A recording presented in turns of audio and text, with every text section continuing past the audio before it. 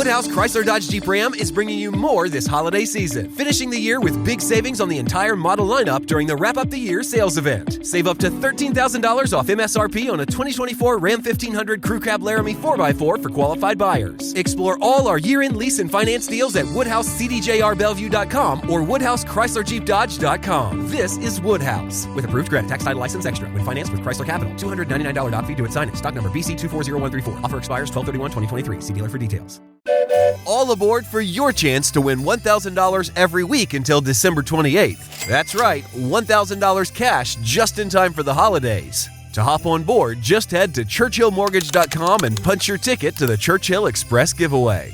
Visit ChurchillMortgage.com for your chance to win big. This is a paid advertisement. NMLS ID 1591. NMLSConsumerAccess.org. Equal housing lender. 1749 Mallory Lane, Suite 100, Brentwood, Tennessee 37027. $7 millones a la economía mundial. Toda vez que existen riesgos. Más del 90% son MIPYMES, que generan 80% de... Dame 20 minutos de tu tiempo y yo a cambio te daré información sobre los temas más relevantes en materia de comercio exterior, fiscal y aduanas con un toque humano. Y hagamos un trueque, un podcast de TLC Magazine México. Hola, ¿cómo están? Buenas tardes, bienvenidos a Hagamos un Trueque. Como saben, un evento de TLC Magazine. Y bueno, pues el día de hoy, ¿cómo están nuestros queridos panelistas? El doctor Máximo Carvajal, Antonio Carballido, me da mucho gusto verlo. Y Edgar Preciado, traes gorra de turista completamente, se nota que has estado recorriendo México, lo cual me da muchísimo gusto. Bienvenidos. Me salgo un minuto, perdón. No se preocupe, me salgo un minuto. No se preocupe. Desde Guadalajara. ¿Desde Guadalajara está? Excelente. ¿Cómo hace una torta ahogada? Delicioso. Y bueno, pues el día de hoy, yo les dije ayer, les advertía que para mí va a estar,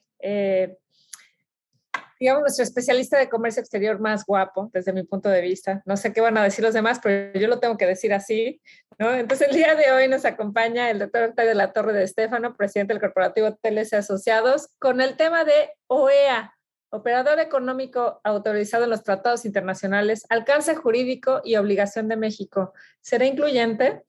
Entonces, esta va a ser la plática del día de hoy. Octavio, bienvenido, ¿cómo estás? Espérenme, déjenme hacer un truco por aquí. Muy bien, aquí estamos muy bien, ya listos para empezar, Daniela. Y veo que varios amigos se vienen sumando. Y bueno, en este marco de las Olimpiadas también quisimos meter algo de OEA. No sé por qué es que escogiste voleibol el día de hoy. A lo mejor vas a hacer unas picadas, unos bloqueos aquí jurídicos, ¿no? Pero el caso es de que quisiera rápidamente presentar tu semblanza. Ya sé que aquí eres muy conocido por todos, eres parte de la casa, pero bueno, el doctor Octavio de la Torre de Estéfano es miembro acreditado del cuarto adjunto en la renegociación de los tratados de México, es parte, presidente de la mesa directiva de World Companies Association Capítulo México, consejero del Consejo Coordinador Empresarial y vicepresidente de síndicos del contribuyente del Concanaco Servitur, fundador de Trade and Law College, CUEC Baja California y del Consejo Editorial de TLC Magazine México. Bueno, también ha sido reconocido por algunas revistas como asesor de comercio exterior y abogado fiscalista. Y bueno, pues muchas gracias por estar aquí, Octavio. Bienvenido a Hacer un Trueque. Y bueno, pues el foro es tuyo.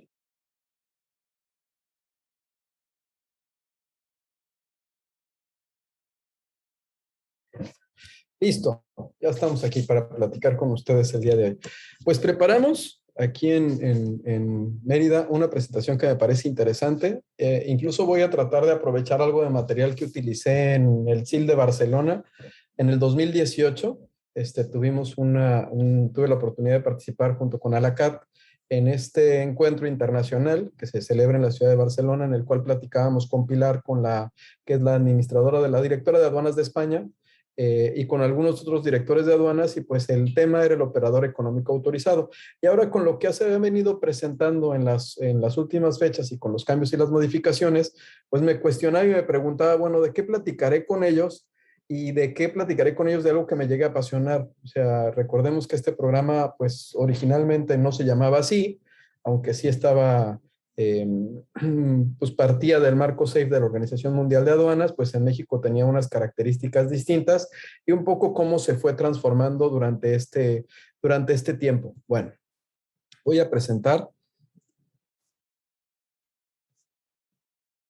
Incluso, bueno, espero que si algunos de nuestros compañeros, que seguramente veo aquí algunas empresas, compañeros que ya están certificados bajo este esquema o en los distintos esquemas que establece esta oportunidad de certificación, pero pues también veo que hay algunas autoridades. Entonces, al final voy a cerrar con un recetario. 7 cosas que no deben de hacer, ¿ok? O 7 cosas que si las haces vas a echar a perder el programa. Entonces, al final voy a terminar dando un recetario. Bueno, pues el tema de hoy es operador económico autorizado en los tratados internacionales, alcance jurídico incluyente. Vamos a partir de la base de cuántas empresas están autorizadas al día de hoy bajo este programa. Esta información está actualizada al 2021. Pues tenemos, y lo conversaba en la mañana con unos amigos de Guatemala, tenemos 1,296 instalaciones, pero son un total de 1,101 empresas, de las cuales 653 son importadores y exportadores, 2 son recintos fiscalizados estratégicos, 184 son agentes aduanales, 244 son autotransportistas terrestres, 14 son recintos fiscalizados, 2 son empresas de mensajería y paquetería y 2 son parques industriales. Si se dan cuenta, aun cuando el programa originalmente de operador económico autorizado involucraba exclusivamente a los importadores o exportadores, bueno, en algunos de los países se fue desdoblando y se fue desdoblando hacia toda la cadena de suministro, hacia todos los que participan dentro en cada una de las operaciones. En el caso de México, pues fue uno de los principales países que estuvo generando alguna serie de autorizaciones adicionales con este tipo de socios comerciales. Ya en su momento pudiéramos entrar a evaluar si efectivamente esta certificación cumple con el propósito para el que se estaría buscando. O sea, si realmente las empresas que se sujetan a estos estándares, pues realmente lo cumplen en términos operativos o exclusivamente en términos documentales. Bueno, y aquí un poco para platicarles de la historia, ¿no? De lo que sería el operador económico autorizado en México. Este es el progreso del OEA en México. Yo aún recuerdo ese 2012 cuando se hizo el lanzamiento del nuevo esquema de empresas certificadas y cuando espero que mi amigo Héctor Landeros, bueno, nos esté escuchando aquí, me platicaba un poco de que se iba a evolucionar el esquema de empresas certificadas que establecía la ley aduanera a este nuevo esquema de empresas certificadas. Cuando me lo conversaba, cuando me decía que quería irlo a presentar a Tijuana, Baja California, pues realmente yo le decía, bueno, ¿y ahora qué se les ocurrió en el SAT? ¿No? Porque estaba en un área internacional, y pues le decía, ¿ahora qué se le ocurrió al SAT? Y finalmente pues nos mostraba lo que era el marco SAFE, que estaba desde el 2005, y la forma en la que el gobierno mexicano pretendía adoptar el compromiso que ya había firmado en el 2009 y que hasta el 2012 realmente lo lanza. Y el lanzamiento se da en una emblemática situación. Teníamos un esquema de empresa certificada que única y exclusivamente se tenía que cumplir con un pago de derechos, con un volumen de operaciones, de importaciones, exportaciones y con la presentación de ciertos documentos. Y este esquema de empresa certificada le daba privilegios a aquellos contribuyentes que eran grandes empresas de importación y exportación de productos y eran una serie de beneficios que tenían en materia administrativa. Pero su responsabilidad no iba más allá de cumplir con lo que documentalmente les requerían y con el pago que se tenía que hacer cada determinado tiempo de la renovación o del aprovechamiento.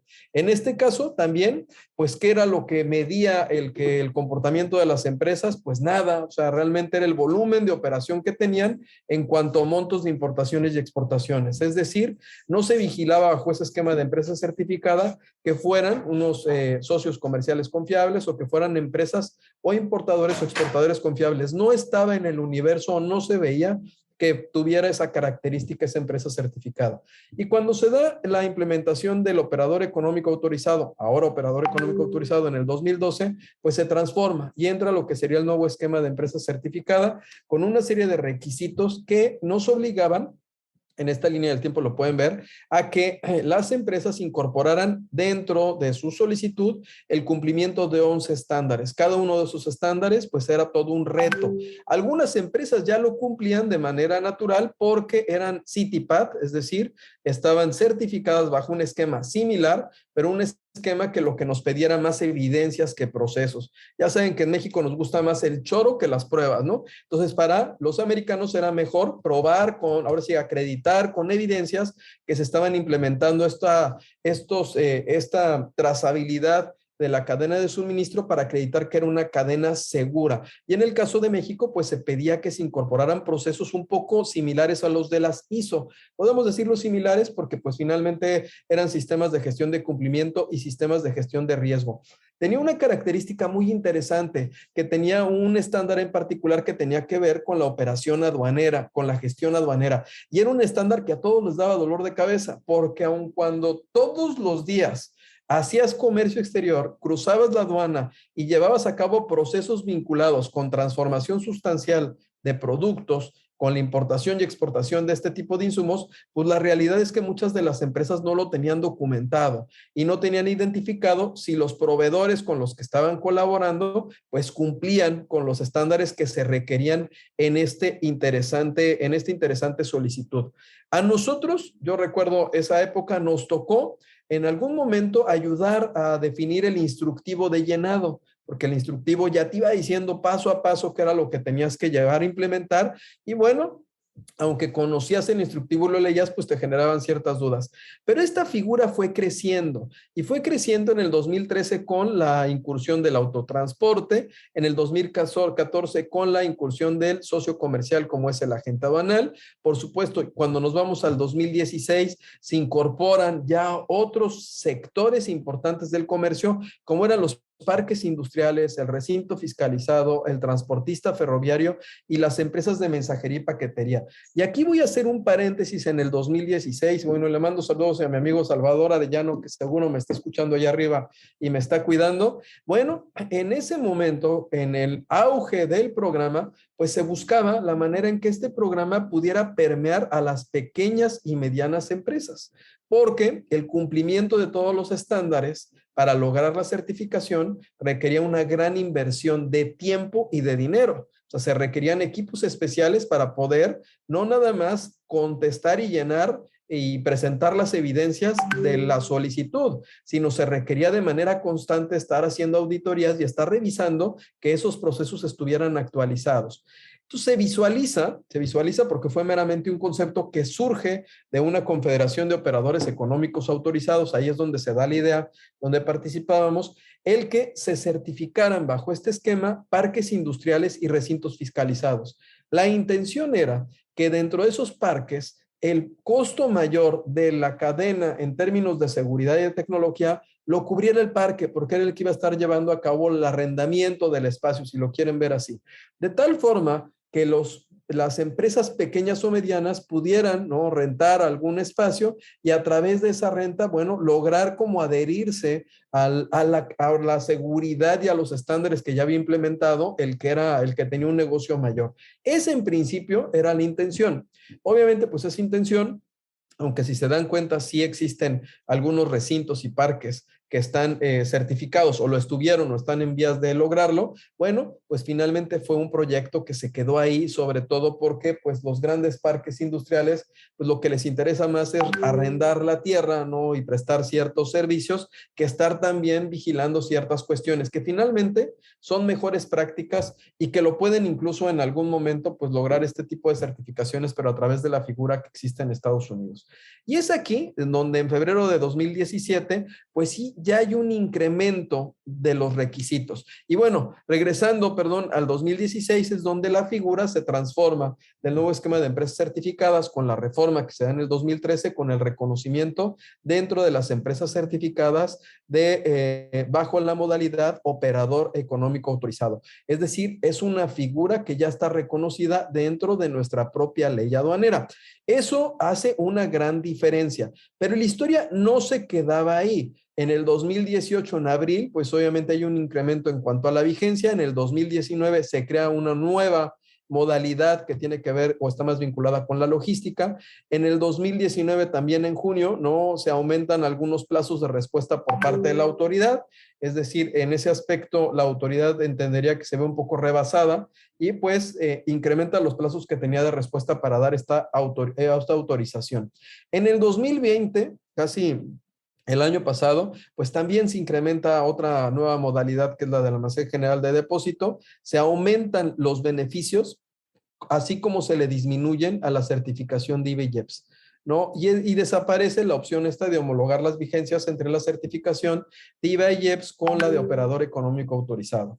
Aquí, como anécdota, cuando se negocia o cuando se habla de la reforma a la ley del impuesto al valor agregado en cuanto a sujetar las importaciones temporales al pago del IVA, y se establece la posibilidad de que se cree una certificación, una fianza, nosotros fuimos muy insistentes en que eso estuviera en la ley. Y la verdad es que algunas de las organizaciones, particularmente las que tendrían que haber defendido esta posición, pues se dieron, ¿no? Porque hubo una serie de situaciones interesantes que se dieron en el marco de esa reforma y se dieron a que eso se llevara a reglas, porque las reglas decían que eran más cómodas y beneficiaban. Lo que terminó pasando fue que, pues bueno, si ustedes ven en julio del 2020, pues les quitaron todos los beneficios que tenían esas empresas certificadas en IVA y IEPS, y los únicos que lograron mantenerlos, pues son esta certificación de operador económico autorizado que se encuentra reconocida por la ley aduanera. Entonces, esto, insisto, nos da la razón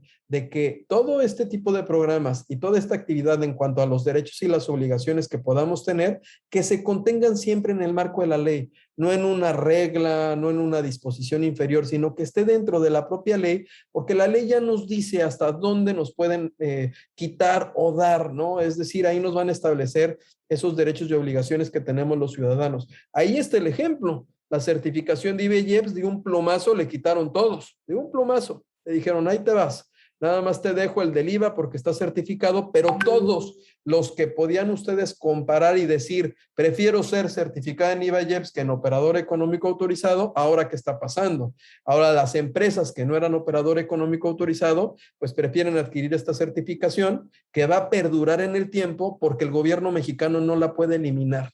Tendría que llevar a cabo una reforma de la ley aduanera y vamos a ver más adelante qué otras reformas se tendrían que dar o, en su caso, modificaciones para que esto sucediera.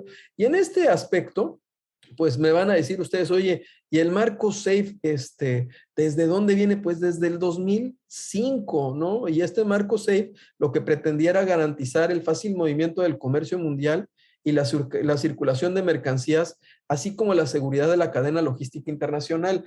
No sé si, a lo mejor aquí hay jóvenes y ahora sí hay más jóvenes que nosotros, pero pues recordemos que con el suceso de las Torres Gemelas del 2001, pues se da, ¿no?, esta tendencia a nivel global en cuanto a la creación de este tipo de programas en los cuales las empresas acreditaran que cumplían con ciertos procesos, es decir, se volvieran aliados de los gobiernos con la intención de que tuvieran algún privilegio adicional para llevar a cabo el comercio exterior de manera mucho más ágil. Claro, hay quien piensa que ese fue el origen de este tipo de certificación. La realidad es que no. La realidad es que hay otro origen, hay una historia previa que en algún momento Enrique Cano, nuestro amigo de Uruguay, que espero esté aquí o me esté escuchando, me la llegó a contar, y bueno, que se remonte incluso a un país europeo y se remonte incluso a buscar esta alianza con el sector privado con la intención de que a través de una escalera, a través de una serie de beneficios, pues las empresas se implementaran y se volvieran aliados del gobierno en el cuidado de las operaciones de comercio exterior. Y bajo este concepto de creación del marco SAFE, bueno, pues los países que forman parte de la Organización Mundial de Aduanas, de este organismo internacional, ¿no?, que está conformado por los directores de aduanas de los distintos países que se reúnen cada determinado tiempo en Bruselas, bajo este marco, bueno, pues adoptan el marco SAFE con todas las normas para asegurar y facilitar el comercio. Entonces, de tal manera que es una adopción que, si bien es cierto, no es vinculante, porque finalmente lo que la Organización Mundial de Aduanas nos pudiera nosotros determinar, pues son recomendaciones en su caso, pero eran recomendaciones necesarias y de las cuales los directores de aduanas podían hacer las propias. Por eso es que aun cuando se crea este marco SAFE en el 2005, nosotros lo hacemos propio o lo reconocemos en el 2009, nos tardamos varios años en implementarlo. E incluso no nada más implementarlo, mejorarlo o tropicalizarlo, porque el programa mexicano pues se vino mejorando con el tiempo. Pero como tal, el marco SAFE de la Organización Mundial de Aduanas pues ha sufrido una serie de innovaciones y de mejoras. La forma en la que nosotros veíamos el comercio en el 2005 no es la misma que vemos en el 2021. Y ha habido una serie de modificaciones y incluso se han actualizado hasta en términos del objetivo este marco SAFE, tanto en el 2007, en el 2010, en el 2012, obviamente en el 2015, que era la imagen que les mostraba hace rato, 2018 y el último que se llevó a cabo en el 2021. Es decir, es un marco SAFE que se encuentra formalmente vivo y que se encuentra en una comunión y en una serie de modificaciones, particularmente en cuestiones de cooperación y de tecnología.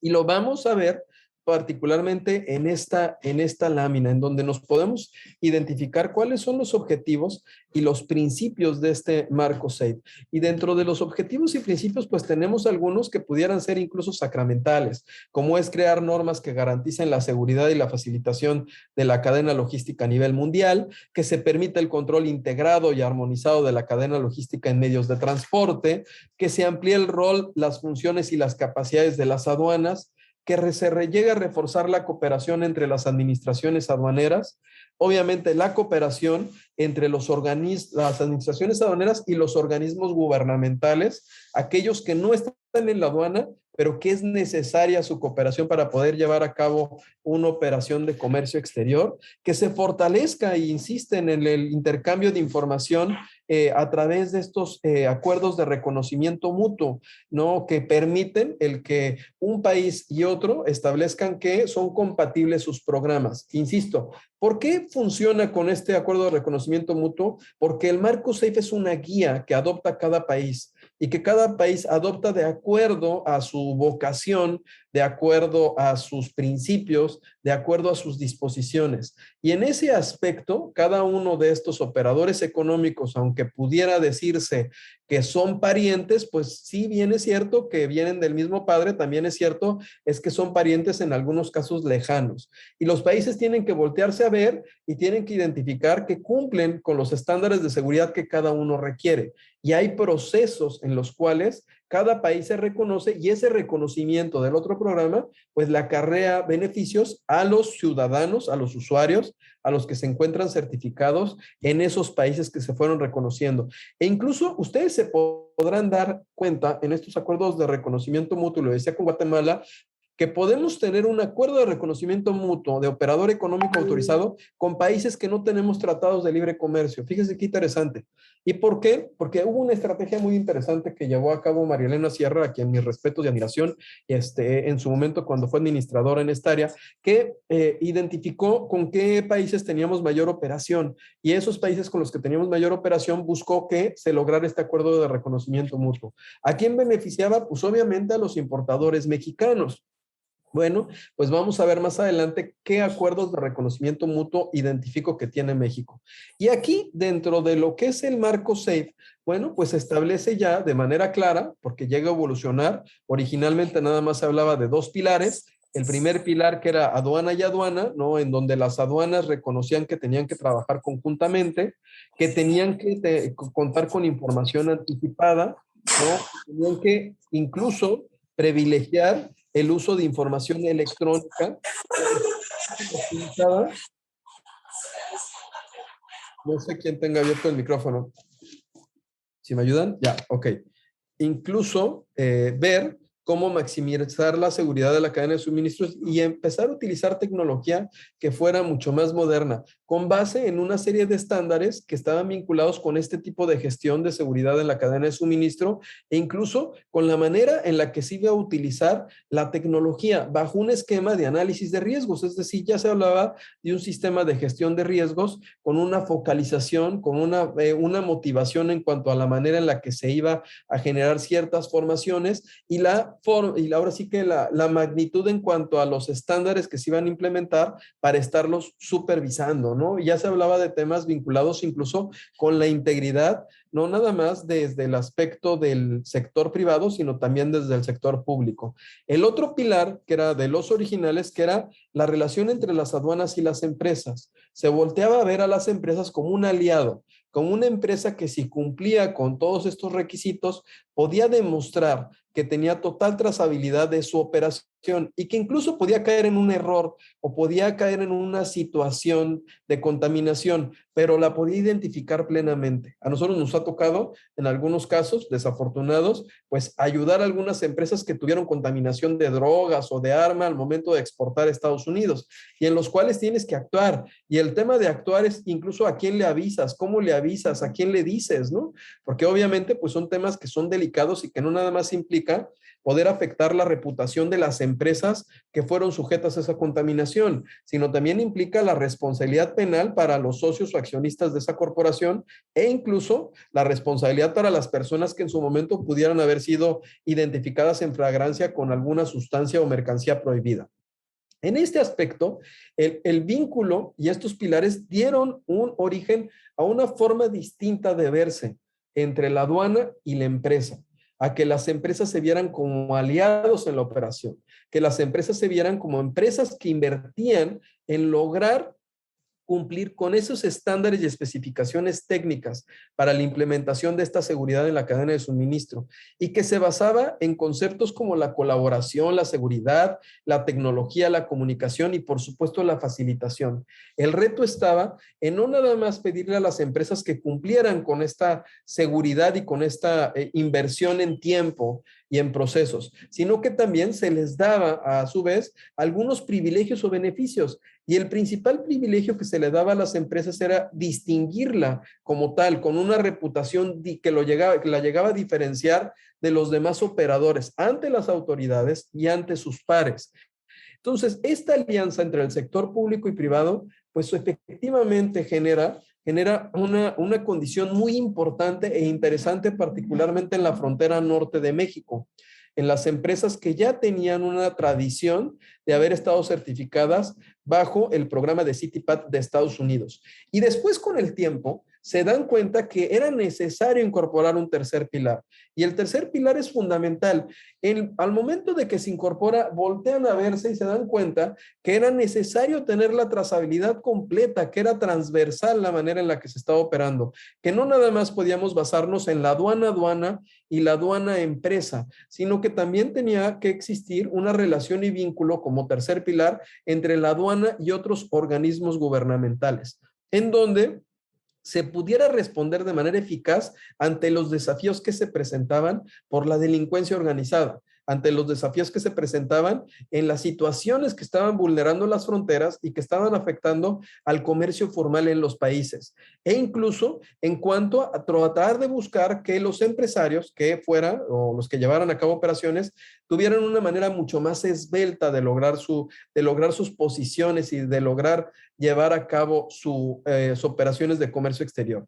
Bajo todo esto, bueno, pues hay una serie de estándares y especificaciones vinculadas con este tercer pilar, en los cuales toma más fuerza la cooperación mutua, los procedimientos de cooperación, la alineación de los programas de seguridad, la armonización de las medidas de control, el desarrollo de continuidad y medidas de reanudaciones, el desarrollo de acuerdos de cooperación y obviamente la armonización de los programas de seguridad y de todas las medidas de control que se llevaban a cabo no nada más por las aduanas, sino por los otros entes del sector público que tenían una convivencia o tenían una relación.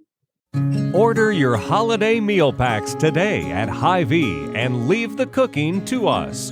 Order traditional meals, small crowd meals, or a la carte meals. You can even customize your holiday meal by choosing from a variety of meats, sides, pies, and more. There's something for everyone with the Hy-Vee holiday meal packs.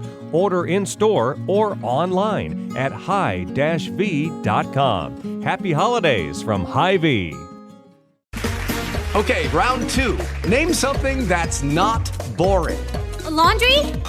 Ooh, a book club. Computer solitaire, huh? Ah, sorry, we were looking for Chumba Casino. That's right. ChumbaCasino.com has over 100 casino-style games. Join today and play for free for your chance to redeem some serious prizes. ChumbaCasino.com. No purchase necessary. Void where prohibited by law. 18+ terms and conditions apply. See website for details. Con este sector. Eso se da en el marco de una modificación en el 2018 del marco SAFE. Ese reconocimiento es importante.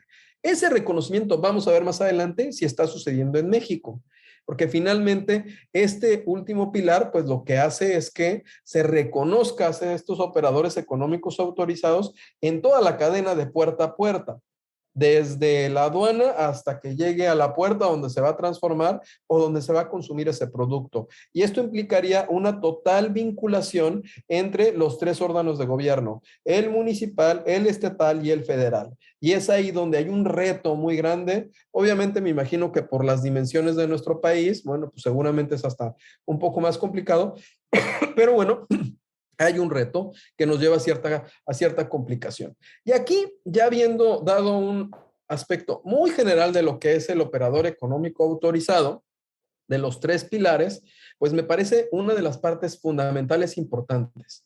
La permanencia del programa y si efectivamente es incluyente o no. Esta lámina ya la han visto conmigo en otras pláticas, capacitaciones, incluso en la maestría la utilizo.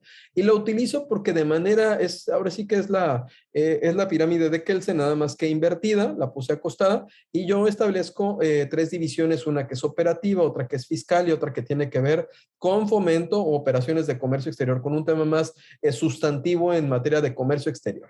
Pero en el círculo primero que ustedes ven tenemos la Constitución Política de los Estados Unidos y pudiéramos nosotros visualizar que están los tratados de libre comercio. Si se dan cuenta, están dentro del círculo. Eso es meramente una ilusión. Están dentro del círculo con unos puntos. ¿Qué quiere decir esto? Es una interpretación del artículo 133 de la Constitución en un círculo. El artículo 133 de la Constitución te establece que los tratados también serán ley suprema de la Unión, siempre y cuando no contravengan la Constitución. Es decir, si bien es cierto que podremos entrar aquí a la discusión del nivel jerárquico que te van a tener los tratados internacionales, bueno, pues también es cierto que el texto de la Constitución así lo señala y así lo establece. Luego, entonces, habría nosotros que analizar si el sentido de permanencia de este programa de operador económico autorizado lo podemos identificar o lo podemos encontrar dentro de algún tratado internacional. Aquí nosotros tendríamos que, obviamente, pues por razón necesaria, pues hablar del acuerdo de facilitación de comercio, ¿no? En cuanto a esta ronda en particular, en la cual se establecen ciertos principios que se retoman y que incluso es el acuerdo multilateral más importante, yo creo que de nuestra época, o por lo menos de la época moderna de la Organización Mundial de Comercio a la fecha. Incluso un acuerdo que duró varios años para que se lograra y que se requería cierto consenso para que entrara en vigor. Este acuerdo sí es vinculante, este acuerdo sí está aprobado por nuestro Senado, este acuerdo sí está publicado en el Diario Oficial de la Federación y este acuerdo sí obliga al gobierno mexicano. Dentro de este acuerdo de facilitación de comercio, dentro de sus numerales de información, aparte de hablar de que acelera los procedimientos aduaneros, de que reduce la burocracia y la corrupción, de que facilita y agiliza y abarata el comercio, de que aprovecha los avances tecnológicos, aporta claridad, genera un impacto positivo en las economías y que se pretende reducir bajo cualquier concepto el que se establezcan obstáculos al comercio o que se establezcan ciertas situaciones que venían frenando la manera en la que hacían comercio los países. Bueno, pues dentro de este acuerdo también se reconoce la figura del operador económico autorizado. También hay una pequeña mención al respecto en cuanto a este tipo de programas. Al reconocerlo y al adoptarlo dentro de un marco que es totalmente vinculante, pues el concepto toma una dimensión distinta, ¿no? El reconocimiento de esas empresas que pudieran ser consideradas no iguales, ¿no? O sea, no son pares de todas, sino que cumplen con ciertos requisitos que las llegan a distinguir de las demás. Así también, si nosotros nos vamos al tratado entre México, Estados Unidos y Canadá, actualmente vigente, en el capítulo 7, que es el de facilitación de comercio, que si se dan cuenta, si hiciéramos un análisis comparativo entre el acuerdo de facilitación de comercio y este capítulo, pues encontraríamos algunos matices matices que se toman de este acuerdo. Obviamente, por ser un acuerdo que también fue ratificado por Estados Unidos y porque es vinculante para la OMC. Y dentro de este capítulo 7, ¿no? Nosotros podemos encontrar un articulado que es muy interesante, que toma gran parte del texto que vemos reflejado en el Acuerdo de Facilitación de Comercio. Pero no me voy a detener en el análisis porque esa sería otra charla. Les voy a dar esta lámina porque me gusta y porque les da un resumen, por lo menos de cada uno de los artículos, que es lo que va a hacer mención, que siempre hay que irnos a leer el texto, no nos tenemos que quedar nada más con ese título, pero bueno, pues que nos va diciendo un poco hacia dónde va el capítulo, qué intención tiene. Pero aquí, ¿no? Aquí en este capítulo, pues también hay una justificación para reconocer este tipo de programas. Y esta justificación obviamente decanta de que se pretende reforzar esta adopción de estándares mínimos de seguridad y estas medidas para mitigar los riesgos internos y externos que van a abarcar distintas certificaciones. Estos nuevos compromisos pues tienen que ver con la permanencia, por ejemplo, del programa de operador económico autorizado, o bueno, bautizado en Estados Unidos como CITIPAT, e incluso del intercambio de experiencias y mejora de este programa, de la colaboración entre los países y del intercambio de información entre los operadores económicos autorizados. ¿No les parece que es muy similar a los 3 pilares? Por supuesto. Y por supuesto que esta similitud tiene que ver con que efectivamente este programa demuestra que tiene obviamente un impacto positivo en las operaciones de comercio exterior entre México y Estados Unidos, particularmente en Estados Unidos, que dejan de preocuparse de esas empresas que tienen todos estos procesos para ocuparse en aquellas empresas que no los tienen. Es decir, sí cuentan con una distinción este tipo de operadores. Aquí el artículo 7.14, que establece a la letra operador económico autorizado del tratado entre México, Estados Unidos y Canadá, y establece que cada parte va a mantener un programa de asociación para la facilitación del comercio para operadores que cumplan criterios de seguridad específicos referidos como programas de operador económico autorizado, OEA, de conformidad con el marco normativo para asegurar y facilitar el comercio mundial de la Organización Mundial de Aduanas. Y establece dentro del articulado de que en qué caso van a procurar y cooperar las partes. Hablan del intercambio de experiencias sobre el funcionamiento del programa, del intercambio de información entre los operadores autorizados de cada programa y de la colaboración e implementación de beneficios de facilitación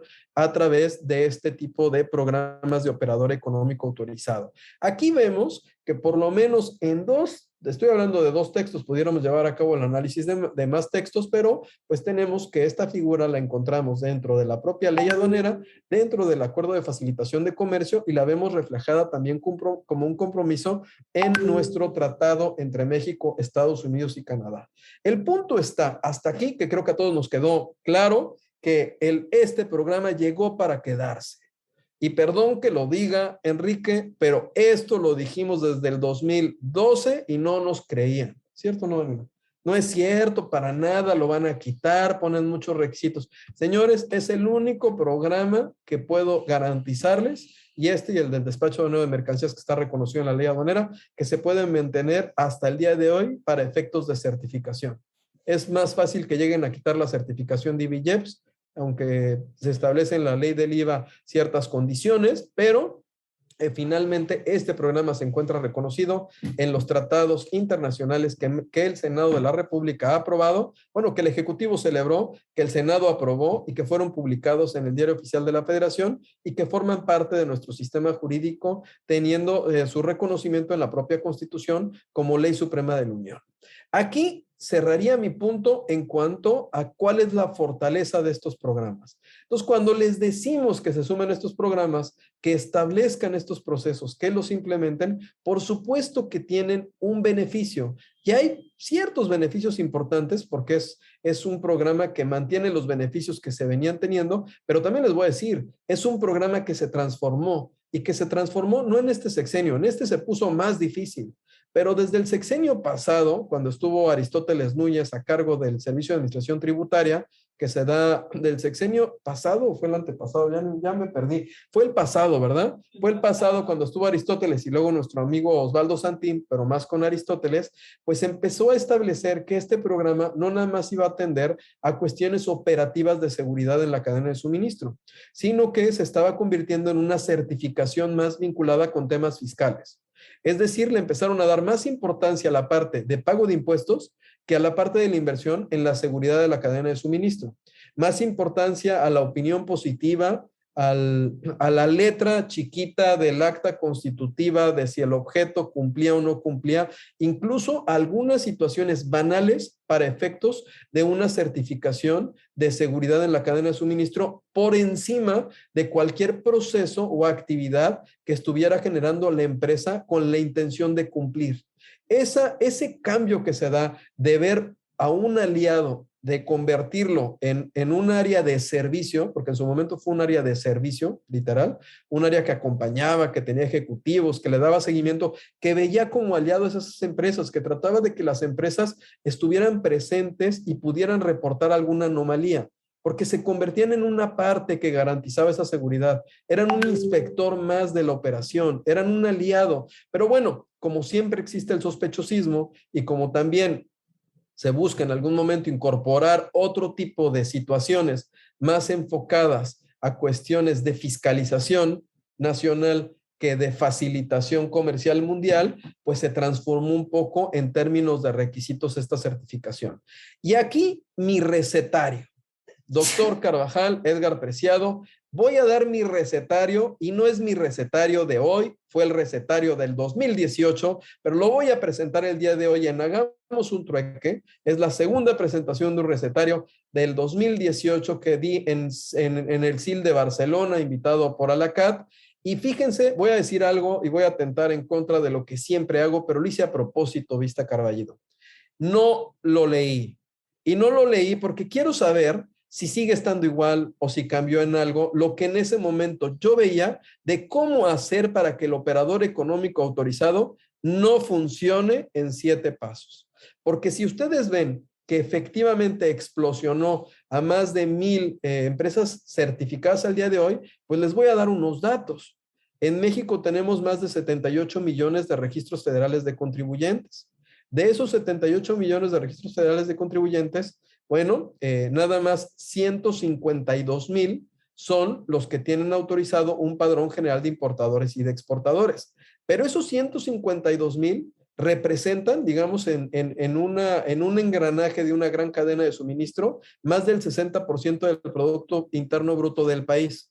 No quiere decir que tengan esos ingresos, quiere decir que a través de esas cadenas, ¿no?, fluye todo lo que serán los insumos y gran parte de la inversión para generar productos que se consumen aquí y se consumen en todos los países con los que México tiene y no tiene tratado, ¿ok? Entonces, bueno, pues en su momento hacía la reflexión de que de esos 152,000 posibles operadores económicos autorizados, tenemos 1,000 nada más al día de hoy. De 79 millones, tenemos 1,000 al día de hoy, pero no nos vayamos a 79 millones porque no pueden todos importar y exportar. Exportar sí, pero importar no pueden todos, ¿no? Exportar en algunas condiciones no, requieren algún padrón, pero bueno, vamos a ponerlo en el aspecto del padrón de importadores, que son como 130,000. De esos 130,000, nada más 1,000. No sé qué porcentaje sea, si alguien me ayuda a darme cuál es el porcentaje de los que actualmente son operadores económicos en un programa que inició su ruta hace casi más de 10 años. Pues creo que el número nos puede llevar a que la cifra no es tan alta. Va a haber quien me diga, pero es que son los grandes, los que mueven un gran volumen los que están autorizados. Entonces la reflexión sería si son los que mueven un gran volumen en volumen, pues si es un programa que está diseñado para ser incluyente o para no serlo, ¿no? Incluso la discusión sería si de acuerdo con lo que establece la OMC en términos de universalidad, reciprocidad e inclusión, pues el programa cumple con ese objetivo. Fue algo de lo que se cuestionó cuando se subió al acuerdo de facilitación de comercio. Pero vamos a ver si el recetario sigue vigente, si es una buena receta de hace más de 3 años, Daniela. Vamos a ver, y no se vale que se ría. Primero, diséñalo para que sea excluyente y solo puedan aplicar grandes empresas. ¿Qué acabo de decir? ¿Creen que esté diseñado para que una pyme lo pueda aplicar? No. ¿Una mediana empresa? No. Claro que no. Está diseñado para que sea excluyente y solo puedan aplicarlo grandes empresas. Entonces, esa es la primera receta para que el programa no cumpla todo su objetivo. 2. Enfócate en el cumplimiento fiscal y de pago de impuestos, olvidándote de la seguridad en la cadena de suministros. ¿Qué dije? Miren, les juro que no la leí. Laura, por favor, si estás aquí, diles que hasta el logotipo, bueno, me la acaban de mandar ahorita y la pegué al final. 2. Pues díganme, si no los requisitos que están actualmente y las modificaciones, esa tendencia tienen. Incluso las observaciones que se llegan a dar en términos reales en la actualidad están más vinculadas con ese tipo de situaciones que con realmente identificar que tengan mejores prácticas las empresas. Si el objeto, si la coma, si el punto, si el RFC, si el escrito, si el código postal, que en sí, si efectivamente la empresa está cumpliendo con la inversión, con la trazabilidad, si es un aliado, si es una empresa que te puede ayudar como gobierno a tener un mejor control de lo que está pasando por las aduanas. Bueno, 3, que la autoridad no vea como socio al sector privado y deje de construir el programa en equipo. ¡Qué óvole! Mira, hasta Toño Carballido, miren, les digo que tenía una bola de cristal en el 2018. ¿Ah? Pues sí, se rompió el lazo, no ahorita, se rompió desde antes del 2018, esto no es desde ahorita, no hay que cargarle todos los muertitos a la actual administración, esto ya tiene más tiempo, en donde dejó de existir ese vínculo entre el sector privado y el sector público para ajustar el programa. Sí se da, o sea, sí se da en un contexto de te pregunto, me dices, no te escucho, pero me dijiste, o sea, sí se da en el concepto de que te dan la atención de que hagas el comentario, no en que el comentario que tú hagas desde la perspectiva del sector privado lo van a tomar en cuenta.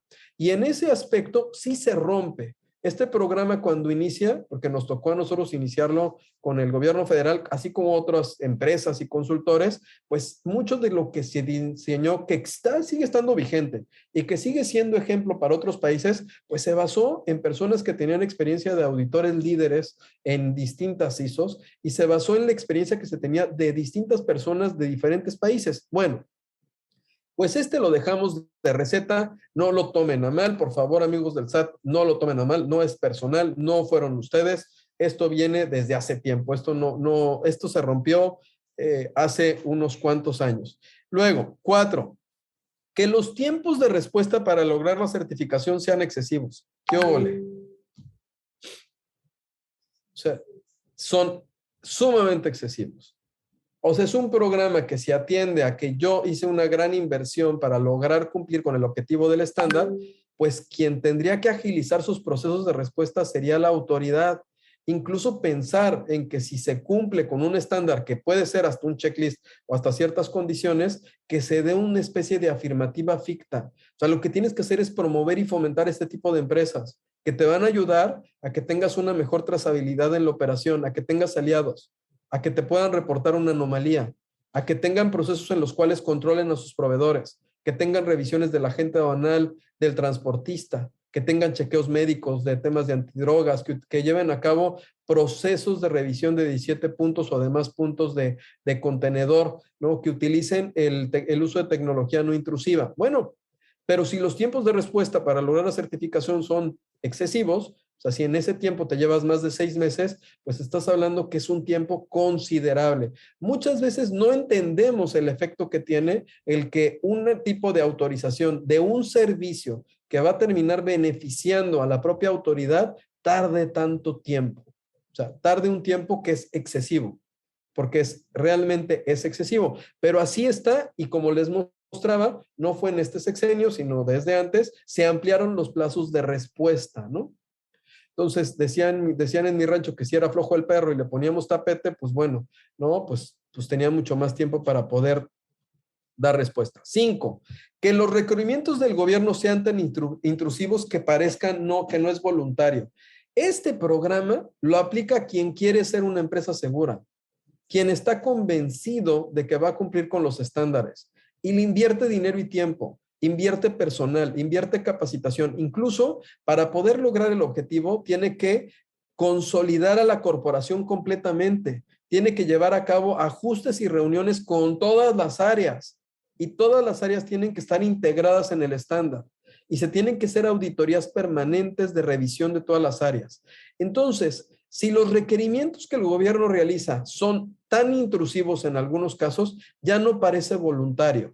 Al momento de que no parece voluntario, pues obviamente también el efecto que tiene, pues se transforma, ¿no? 6, que en la trazabilidad de la operación no se involucren todas las autoridades nacionales. Híjoles, Daniela, de verdad que, bueno, Daniela ya me está diciendo que ya le baje tantito, pero este programa de verdad que yo lo adoraba, o sea, y lo sigo de verdad defendiendo a capa y espada.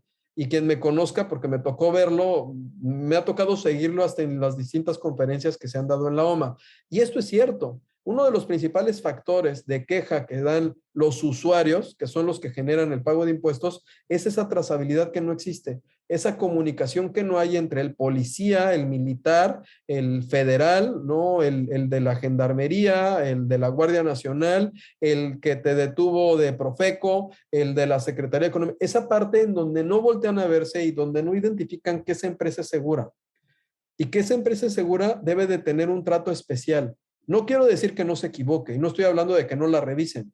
Estoy hablando de que se le tiene que distinguir, porque tiene un distintivo, y ese distintivo obviamente deriva de lo que la empresa hizo para lograrlo. No se lo dieron, lo logró a través del cumplimiento de todo lo que le requería la autoridad. Entonces, si la autoridad en ese aspecto, que puede estar más organizada que nosotros, que finalmente todos parten de un poder ejecutivo, del cual hay un solo dirigente y al cual tiene una serie de secretarios de despacho, que con esa intercomunicación que pudieran tener alineándole a este tipo de programas, de verdad que generarían incluso menor trabajo, mayor trazabilidad en sus operaciones, menor uso de distintas tecnologías. Al día de hoy, como ustedes saben, hay un dicho que dicen los contadores que deben de tener 3 tipos de computadoras, una para pagar el Seguro Social, otra para pagar el Infonavit y otra para pagarle al SAT. No lo digo yo.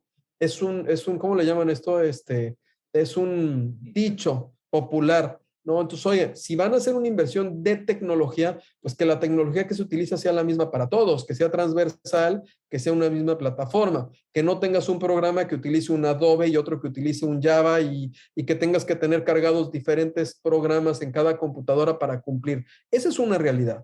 Y esa realidad la vemos en sistemas. Ahora, veámosla nosotros en cuanto a que no se involucran todas las autoridades. No entienden que es un operador económico. Es más, pudiéramos hacer una encuesta, debiéramos de hacer una investigación de mercado en la cual a todos los que estuvieran vinculados con operaciones de comercio, desde Salud y Cofepris hasta los de Zagarpe y Semarnat, preguntarles la definición de operador económico autorizado.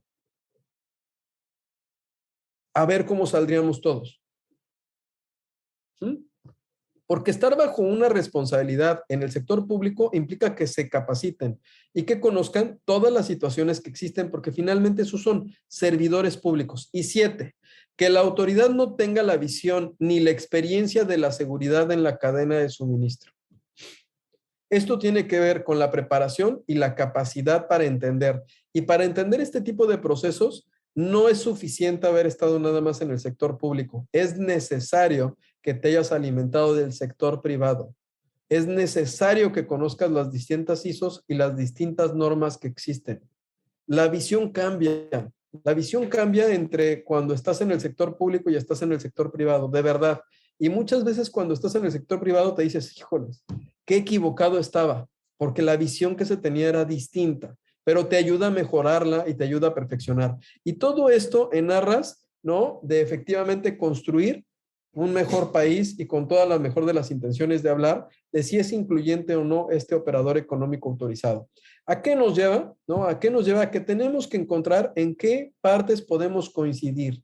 Podemos coincidir en cuanto a que el gobierno, el sector privado y la tecnología, pues son 3 elementos que deben de concretarse y deben de conjugarse, que debemos de implementar sistemas de gestión de riesgo, análisis de riesgos, tener controles, pero controles vinculados con cuestiones de facilitación. Claro que se puede controlar y facilitar. Este es un mecanismo de control y facilitación. Es que dicen, es que no puedes todo facilitarlo. Aquí sí. porque le pediste a la empresa que cumpliera con muchísimos requisitos, que tenga trazabilidad de la operación, que tenga distintos lineamientos y procesos de respuesta, que incluso piense cualquier cosa que pudiera pasar y que tenga un plan de acción. Yo no sé, Daniel, ahorita me puede decir, Karen, si está aquí, si alguna de las empresas pensó en que iba a haber una pandemia. Yo sé que una guerra nuclear sí, que cerraran la aduana sí, o sea, sé que en eso sí pensaban y tenían cómo iban a responder. En el tema de la pandemia, no lo sé, pero ahorita nos pueden decir. Y obviamente el tema de la comunicación. Bueno, pues bajo estos supuestos, quise hacer mi presentación y pues efectivamente no me pasé del tiempo por primera vez y espero que les haya gustado. De verdad que es más una reflexión en cuanto a esta figura de operador económico autorizado y pues lo único que pido en beneficio de nuestro país es que agarremos la onda tantito, ¿no? Creo que en ese aspecto el que logremos a responder ante los que quieren comprometerse con México y realmente aportar y ayudar y a esos tenderles la mano para que puedan seguir fomentando y creciendo es importante en este momento.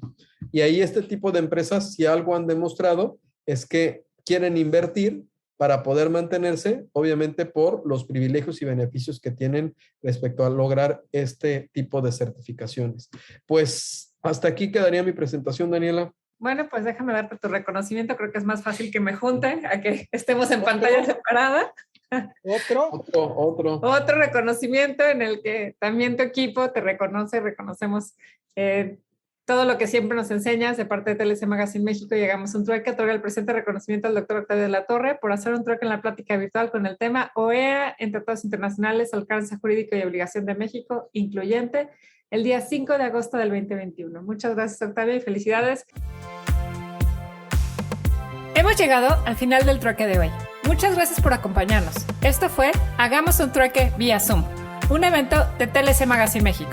Si te gustó esta plática, no olvides compartir cada evento con tus contactos, para que así continuemos esparciendo conocimiento y nos mantengamos actualizados.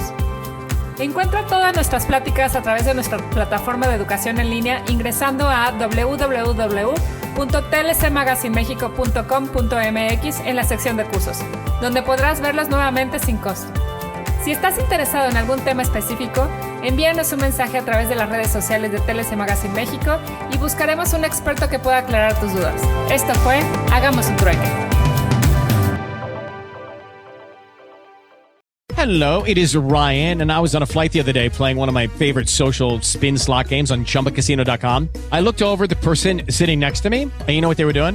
They were also playing Chumba Casino. Coincidence? I think not. Everybody's loving having fun with it. Chumba Casino is home to hundreds of casino-style games that you can play for free anytime, anywhere, even at 30,000 feet. So sign up now at ChumbaCasino.com to claim your free welcome bonus. That's ChumbaCasino.com and live the Chumba life. No purchase necessary. VGW. Void where prohibited by law. See terms and conditions. 18+.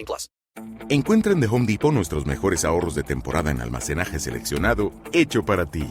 Obtén cajas resistentes HDX para proteger tus herramientas o almacenar tu equipo deportivo con su tapa reforzada con cierres y un diseño apilable para conservar tus decoraciones navideñas, como series de luces y estos muchachos. Ahorra más con hasta 25% menos en almacenaje seleccionado por Internet en The Home Depot.